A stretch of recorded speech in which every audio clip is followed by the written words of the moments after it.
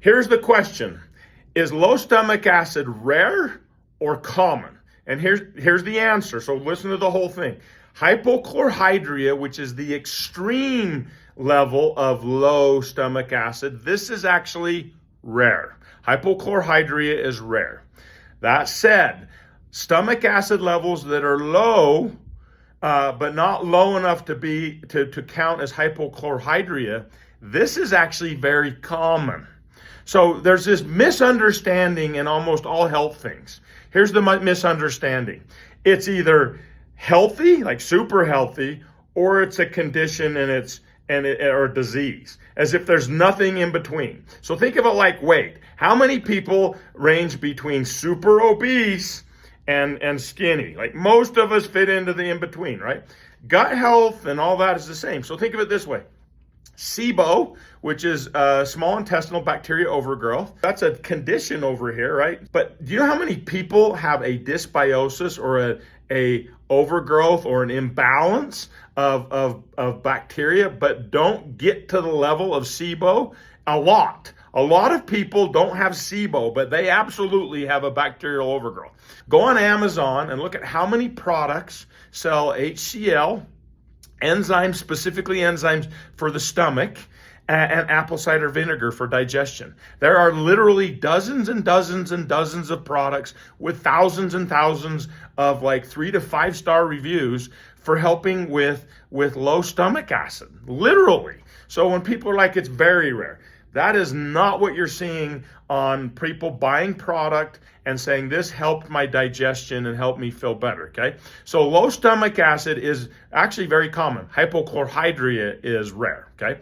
So obviously low stomach acid is gonna cause bloating, gas, heartburn, indigestion, pain. This can be uncomfortable. It is caused by stress, overeating. Just think of those two alone. How often do people have those issues? Poor diet, holy crap. Age, slow motility. Slow motility is indirectly causes low stomach acid. I will explain. When food sits in the stomach too long, there's not the signal to produce more stomach acid. It doesn't happen. So food's sitting there, the signaling starts to slow down, and the signaling to produce more stomach acid actually goes down because food's just sitting there. The stomach's like, we don't need more stomach acid. Food's still sitting there. So as slow motility happens, the signaling to produce more acid goes down. When a stomach lining has been weak and damaged, heavily inflamed, it is not capable of producing adequate amounts of gastric juices. Once again, acid, enzymes, right? So why does HCL apple cider vinegar and digestive enzymes work so well? Well, that's obvious. Your body's not producing it, so a supplement to step in and take the place of what your body's not producing is going to be helpful, right? That's what people are realizing with those supplements. What I'm proposing is, while those are good Band-Aids, they're also dependency causing, just so you're aware. You're not addressing the underlying cause. You're not strengthening the stomach lining per se. You're not improving your own production of gastric juices. You're not improving the signaling for motility. That's for damn sure. You're not increasing gastrin production to increase signaling for these things. So helpful Band-Aids, yes. You're not improving stomach acid. You're not improving and restoring healthy stomach acid levels. You're just supplementing. You're doing a Band-Aid approach, okay? So what do I suggest? Well, one, obviously, I'm going to talk about products, and that's obviously going to set some people off, but I can't make everybody happy. But so motility.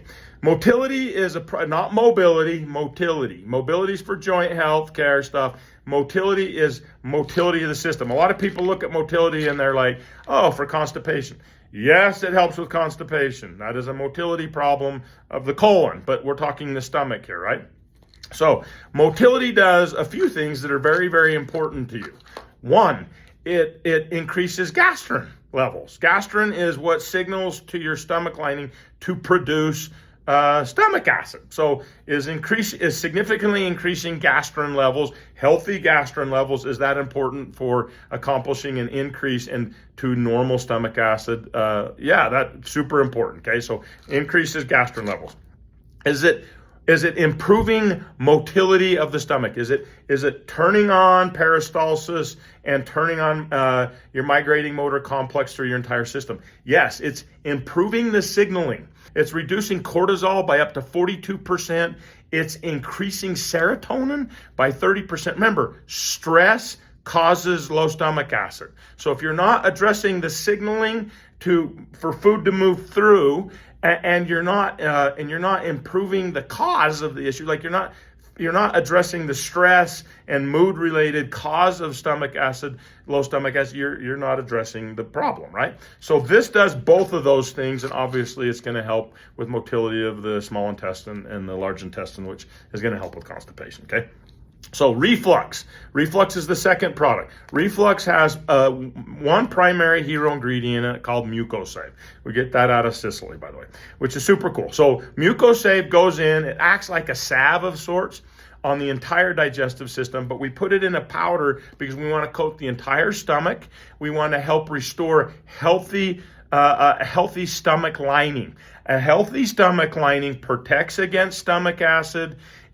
Because your body should naturally protect against stomach acid. The answer isn't to reduce stomach acid levels. You need stomach acid, right? Stomach acid is key for digestion and blocking pathogens from getting into your intestinal system and causing SIBO, which it does, by the way. Low stomach acid equals cause of SIBO, just FYI. So reflux helps as a salve to coat and restore a healthy stomach lining so that you can therefore produce healthy stomach acid levels.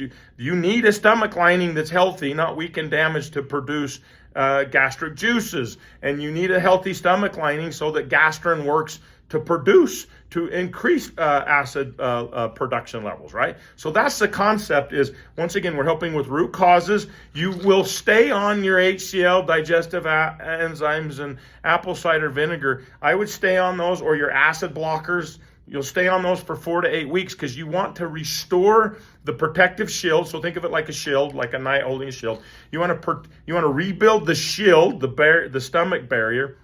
You want to turn on the system. That is not a one-day thing. That takes time. Reconnecting signaling. Think about the signaling like wiring in a house, right? You're reconnecting all the wiring throughout the house, okay? So you're restoring healthy signaling through the system. This takes time. So you will stay on whatever the hell you're taking that's protecting against your problem right now. You're going to stay on that until your normal signaling has turned on, until your gastric emptying has improved, your stomach lining is healthier, your gastrin levels have gone up, and that's going to take roughly 4 to 8 weeks. So you'll go 4 to 8 weeks on the reflux and motility, and then you're going to slowly work off of those other products. Can you still take enzymes, and can you still take apple cider vinegar? I mean, a lot of people like it. It helps with digestion and stuff like that. Sure, if you want to do that, I guess that's fine. But at the very root level, you will be addressing the problem, so that if you didn't want to take apple cider vinegar and HCL to increase your acid in your stomach, that's what you're going to be doing. Okay. So last, you need to take the appropriate doses, right? So if you have occasional issues that you're like, oh, I'll take some Tums or whatever, I don't feel good, or occasionally you're taking some form of an acid blocker or HCL or whatever, or you're like, I'm eating a high protein meal, so I probably ought to take some apple cider vinegar or whatever.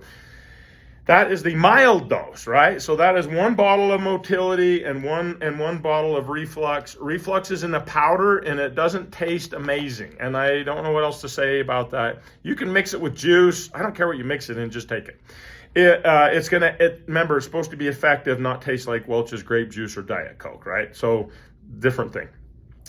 If you have bad issues, you're going to take the moderate to severe dosing. And for obvious reasons, big issue requires more.